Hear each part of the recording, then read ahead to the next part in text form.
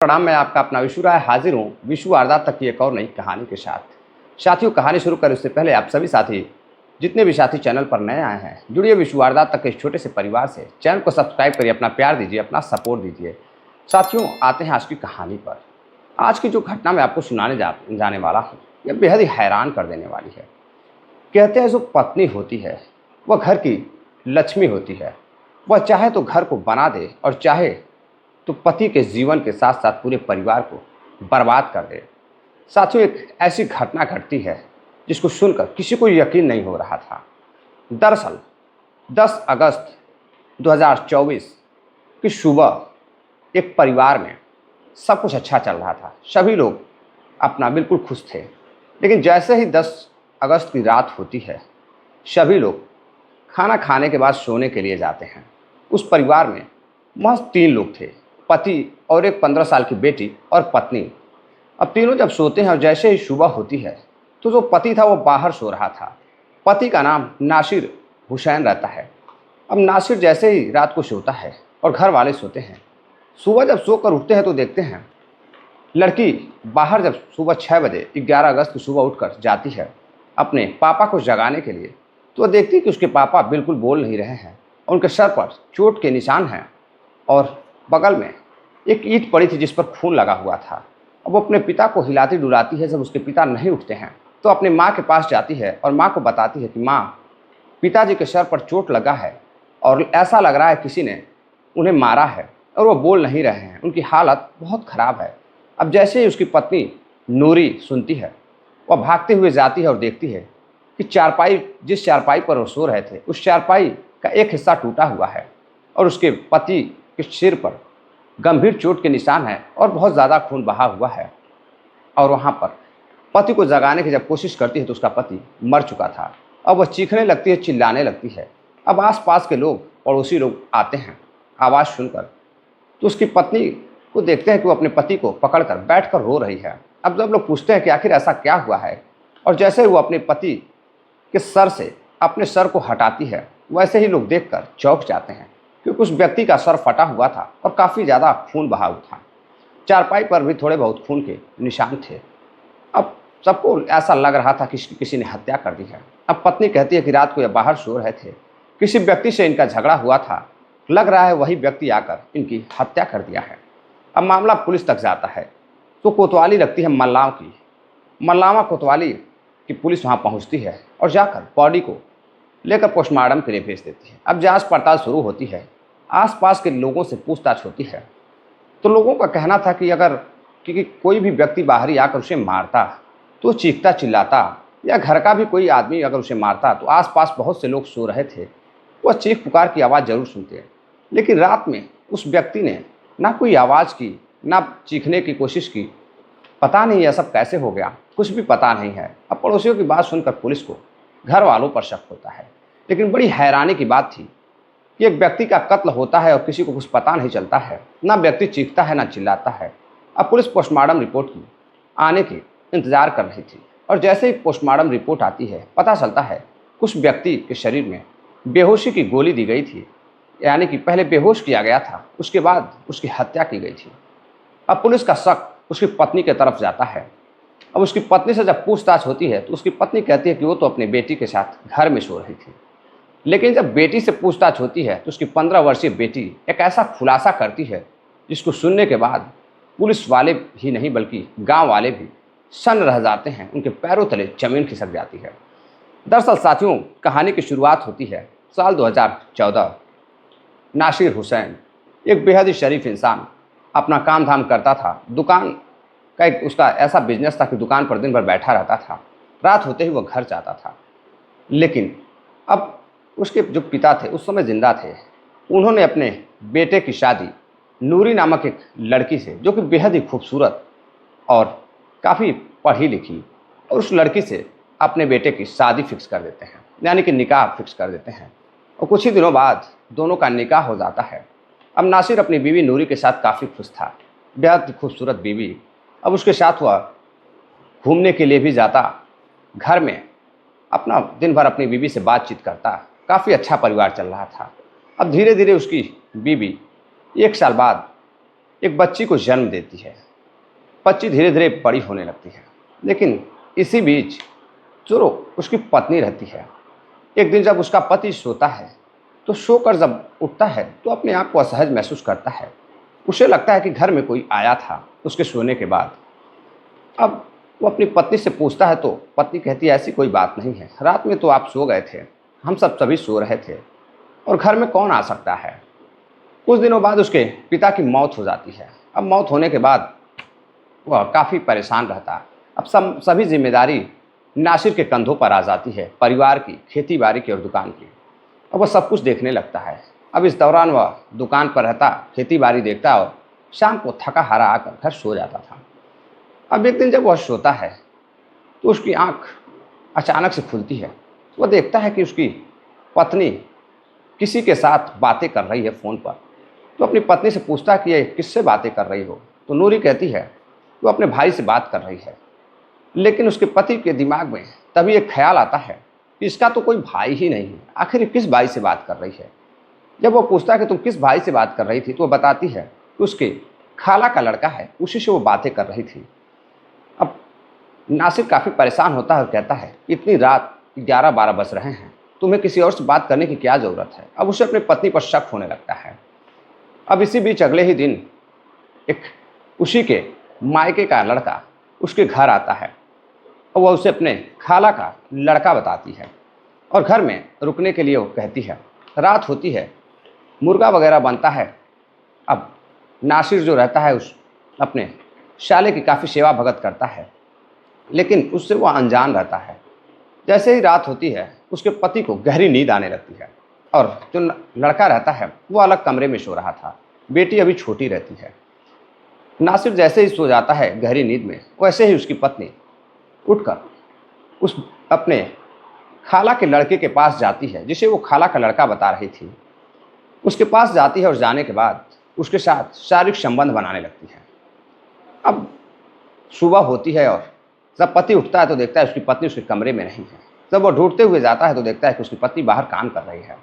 अब उसे तसल्ली होती है, लेकिन फिर एक दिन वही व्यक्ति एक लड़के के साथ और आता है, यानी कि 2 लड़के आते हैं। दोनों रुकते हैं और फिर उसका पति जब गहरी नींद में सोता है तो फिर से उसकी पत्नी उन दोनों लड़कों के साथ शारीरिक संबंध बनाने लगती है। तभी उसके पति की आंखें खुल जाती है। नींद तब खुलती है तो वह देखता है कि उसकी पत्नी कमरे में नहीं है और जब वह दूसरे कमरे में जाता है तो वह देखता है कि उसकी पत्नी उन दोनों युवकों के साथ उसके कमरे में है। और जैसे ही वह दरवाज़ा खोलता है उसकी पत्नी अपने पति को देखकर सन्न रह जाती है। दरअसल वह दोनों युवकों के साथ शारीरिक संबंध बना रही थी। अब पति हैरान होता है और परेशान भी होता है। अब वह दोनों लड़कों के साथ मारपीट करता है और दोनों को भगा देता है और साथ ही अगले दिन सुबह अपने ससुराल वालों से बात करता है, अपने ससुर से बात करता है और बात कर उनकी लड़की की हकीकत को बताता है। बताने के बाद अब उस अपनी पत्नी नूरी को और उसके बेटी समेत घर से बाहर कर देता है। अब नूरी अपने बेटी को लेकर मासूम सी अब वो अपने मायके रहने लगती है। जब पिता पूछता है कि क्या यह सच है, तभी नूरी बताती है मनगढ़ंत कहानियाँ कि नहीं, वह जानबूझकर किसी से मिलते जुलते हैं और उन्होंने पूरी की पूरी जो उनकी हकीकत थी झूठी कहानी बनाकर मेरे ऊपर डाल दी। अब एक पिता को लगता है कि मेरी बेटी सही बोल रही है, दामाद ही गलत है। अब वो अपनी बेटी को आसरा देता है और घर में रहने लगता है। धीरे धीरे समय गुजरता गया। करीब 15 साल हो जाते हैं। वो अपने पति से दूर रहती, फ़ोन पर बातचीत पति करता, आने के लिए कहता, लेकिन पत्नी जाने को तैयार नहीं थी। अब एक रात फिर अपने मायके के ही 2 लड़कों को रात में बुलाती है और अपने पिता के खाने में नशीली गोली मिलाती है, नींद की गोली मिलाती है।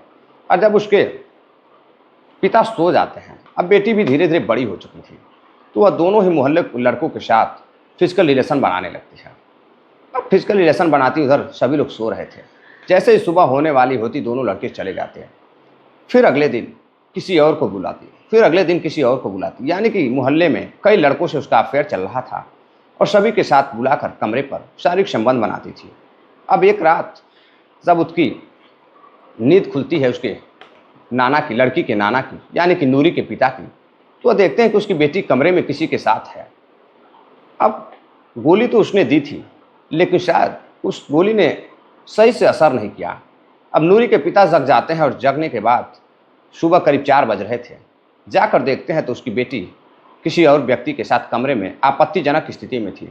अब उसके पिता उस व्यक्ति को मार पीट कर वहाँ से भगाते हैं और अपने बेटी को भी मारते पीटते हैं। और वहाँ से अब लड़की तो छोटी जो बेटी थी वो बड़ी हो चुकी थी। अब वहाँ से जब बेटी को घर जाने के लिए कहते हैं अपने पति के घर, तो अपने पति को फ़ोन करती है। फ़ोन करने के बाद पति से माफ़ी मांगती है। नासिर काफ़ी दयालु इंसान रहता है, वो कहता है कि चलो ठीक है, 15 साल हो गए, आज इतने दिन बाद याद आई है, चलो कम से कम सुधर गई हो, ये बहुत अच्छी बात है। पत्नी कहती है कि देखो तुम्हारी बहुत याद आ रही है, अब मैं तुमसे दूर नहीं रह सकती। अब इधर नासिर उसे बुलाता है, वह घर जाती है और अपने पति के साथ रहने लगती है। फिर एक दिन अपने पति को नींद की गोली खिलाती है और फिर उन्हीं युवकों को, अपने मायके के युवकों को बुलाती है और बुलाने के बाद उनसे फिजिकल रिलेशन बनाती है। अब पति को लग रहा था कि उसकी पत्नी काफ़ी अच्छी है, सुधर चुकी है। बेटी बड़ी थी, वो अभी घर में रहती थी और सब कुछ देखती थी आते जाते लोगों को। लेकिन जब बेटी पढ़ने के लिए बाहर जाती थी तब उसकी माँ गंदी हरकतें करती थी और रात अपनी बेटी और अपने पति को नींद की गोली खिलाती थी। फिर एक रात जब वो अपनी पत्नी को सोने के लिए कहता है तो उसकी पत्नी कहती है कि पहले आप खाना खा लो, उसके बाद हम लोग सो जाएंगे। अब उसके पति को कुछ शक होता है, उसका पति खाना खाता है लेकिन थोड़ा ही खाना खाने के बाद वह सो जाता है।